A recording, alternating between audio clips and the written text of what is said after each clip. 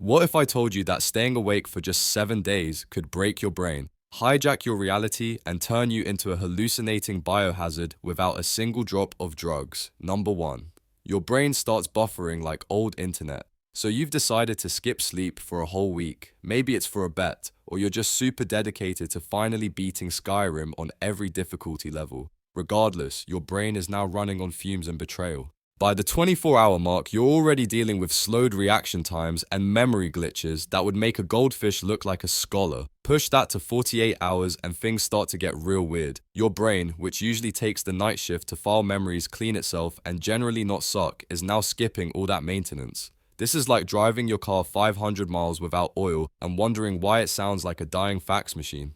By day 3, your prefrontal cortex, the part responsible for decision making, is basically like, nope, I'm out. Your thoughts fragmented, your logic questionable, your grasp on reality optional. You might suddenly believe that your coffee mug is whispering secrets or that your cat is planning a coup. At this point, even the default settings of your brain start to short circuit. Hallucinations, memory, blackouts, and dissociation creep in. Not because you're dreaming, but because your brain is so sleep deprived, it's literally hijacking your waking consciousness and injecting dream code into it. Basically, your brain turns into a glitchy video game character stuck in a wall, flailing and muttering NPC dialogue. Number 2, your immune system clocks out. Remember your immune system, that brave internal army that fights off colds, bacteria, and your bad decisions. Yeah, it's not having a good time. By day 2 or 3, your natural killer cells, the microscopic bouncers that patrol your bloodstream, drop in effectiveness by up to 70%. That means viruses are essentially strolling past security like they're VIPs at a club.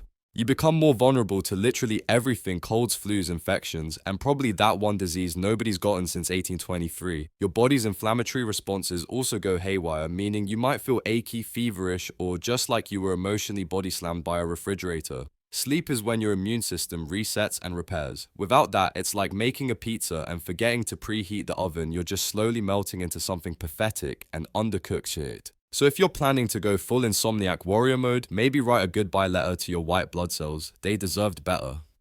Number 3, your hormones revolt like angry toddlers. Ever tried reasoning with a toddler who missed their nap? Now imagine your entire hormonal system doing that inside your body. That's you after about 72 hours of no sleep. Cortisol, the stress hormone, spikes like a bad stock market graph.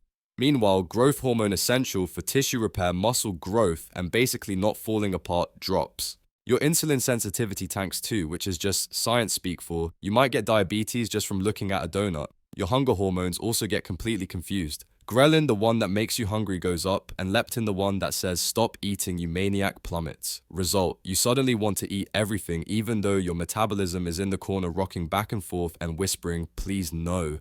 In short, your body is now behaving like a sleep-deprived raccoon in a vending machine, frantic, confused, and high on cortisol.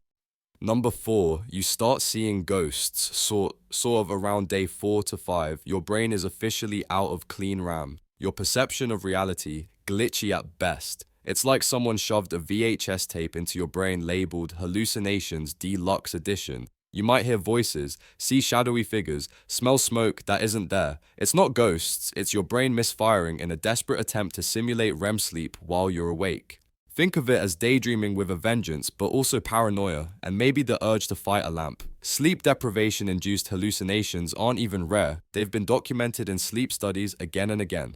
People start misreading signs, mistaking reflections for people, or believing walls are breathing. All because your visual and auditory cortexes are basically trying to improv their way through REM cycles, like a bad improv troupe with no prompt. So yeah, by this point, reality is optional. Number 5, you emotionally regress into a potato. By day 6, your emotional regulation is about as stable as a toddler on espresso. The part of your brain that usually helps you process feelings like a reasonable human, yeah, it's not online anymore. Now, your amygdala, aka the primal panic button, is running the show, and it's got zero chill. You might cry at a pizza commercial scream because your phone updated, or laugh hysterically at a chair. Basically, your feelings are raw, unfiltered, and behaving like they just discovered emotions for the first time. A famous study actually showed that sleep-deprived brains have a 60% increase in emotional reactivity. So if your partner, boss, or barista tells you you're a little much lately, they're right, you are. You're an emotional potato covered in cortisol and barely holding it together.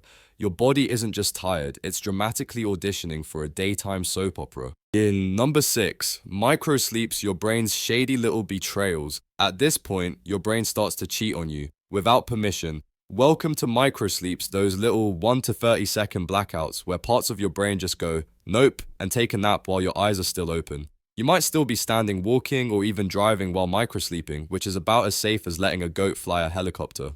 You could blink and wake up 3 seconds later with your phone in the fridge and no memory of how it got there. It's not just creepy, it's dangerous. Microsleeps are the reason why sleep deprivation is just as deadly behind the wheel as drunk driving. Your reaction times drop, awareness fades, and your body starts running on autopilot, except there's no pilot, just a spinning beach ball of doom. Your brain is literally hijacking your consciousness in a desperate protest. It's like a software crash, but it's happening in your skull. Number 7, you become a full-time biohazard. 7 days in, you are now a toxic sludge pile of stress hormones, brain fog, and metabolic chaos. Studies show that prolonged sleep deprivation triggers systemic inflammation. Translation, your entire body is now slightly on fire internally.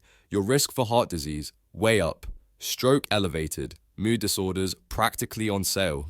Your body is trying to operate without one of its most essential processes, and now it's throwing stress responses at everything like an overwhelmed parent with a squirt bottle. Your body temperature regulation falters, your reflexes are garbage, and even your gene expression changes. Yep, you're such a wreck. At this point, your DNA is writing passive-aggressive emails to your brain. Also, you probably smell weird. Your hygiene has tanked, your skin is breaking out.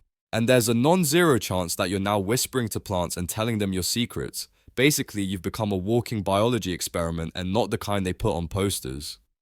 Number 8, you might forget how to human. By now, your memory is basically a leaky faucet in a windstorm. Working memory, the brain's scratch pad for day-to-day thinking, is trashed. Long-term memory, fragmented. You might forget your PIN, your passwords, your cat's birthday, and even your own birthday if someone doesn't remind you with a cake. Even basic tasks become Herculean efforts. Making toast, too many steps. Answering a text, what are words? Holding a conversation, you sound like a confused NPC repeating the same 3 dialogue options. The worst part, you don't feel as impaired as you actually are. Your judgment is so fried that you'll convince yourself you're fine while trying to make cereal in the washing machine.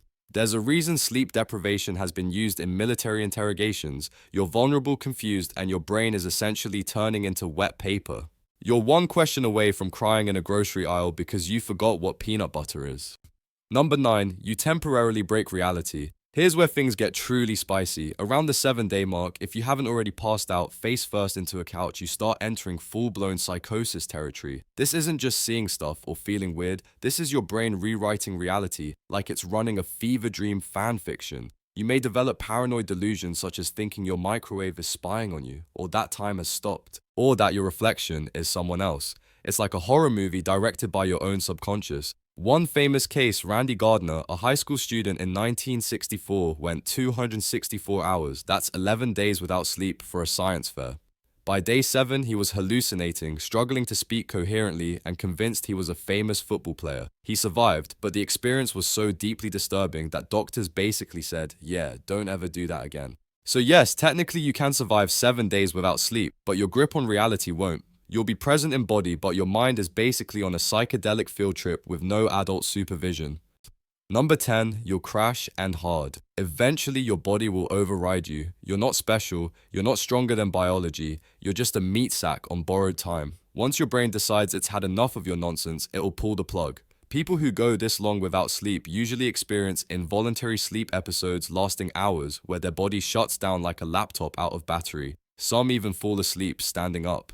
You might conk out on a bus bench in the shower or mid-sentence while ordering tacos, and when the crash comes, it's deep, it's long, and it's disorienting. Some people sleep for 14 to 24 hours straight, wake up still tired, and spend the next several days rebuilding basic brain function like a toddler relearning the alphabet. And the kicker, even after you sleep, your brain may not immediately recover. Some of the damage, especially to memory, cognition, and emotional regulation, can linger for days or even weeks. You don't just bounce back, you crawl back crying through a mental swamp made of regret and cortisol. That's all for today. I'll be making similar videos in the future. Subscribe to see them.